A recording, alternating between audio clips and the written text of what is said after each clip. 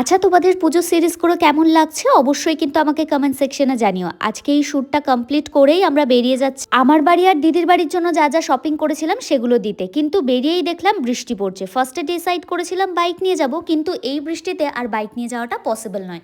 তার জন্য শুভ ঝটপট করে গাড়িটা বার করলো। আমি গাড়িতে ওঠার পরেও আমাকে একটা আমলকির প্যাকেট ধরিয়ে দিল, কারণ ও এতক্ষণে বুঝে গেছে যে আমি গাড়িতে উঠলে না হয় জোয়ান না হয় আমলকি দরকার হয়। আমি জানি আমার মতো অনেকেই আছো। গাড়িতে উঠেই সবার ফার্স্টে আমার যেটা কাজ, আগে সিট বেল্টটা আমি ভালো করে পরে নিলাম। অনেকদিন পর আমরা জানো তো এরকম গাড়ি নিয়ে বৃষ্টির মধ্যে যাচ্ছি। কিছু জনের নাম এখনো নেওয়া হয়নি, তারা বেশ রাগ করে আছো। অর্পিতা হালদার, বাণী ঘোষ বালুরঘাট থেকে, আশা, সৃজা, রাইমা অশোকনগর থেকে, সাক্ষী শিলিগুড়ি থেকে। সেই প্রথমবার যখন আমি ইউটিউব চ্যানেলে ভিডিও দেওয়া স্টার্ট করি তখন থেকেও আমার জার্নিতে আছে।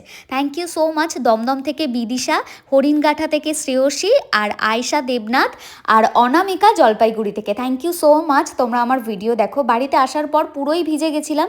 আমি আমার নিজের রুমে এসে কিছুক্ষণ বসে তারপর গিয়ে এই যে ফ্রিজ খুলছি, কারণ আমি বাড়িতে আসলেই এরকমভাবে ফ্রিজ খুলে এখান থেকেই কাজু খাই। এটা আমার অভ্যাস, যখন বাড়িতে থাকতাম তখনও।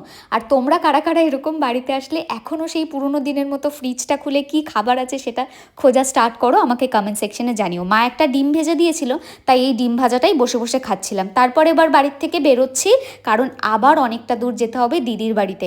এই পার্টে আর সবটা তোমাদের সাথে শেয়ার করতে পারছি না, দেখা হবে আবার নেক্সট পার্টে। চলো ততক্ষণ পর্যন্ত বাই।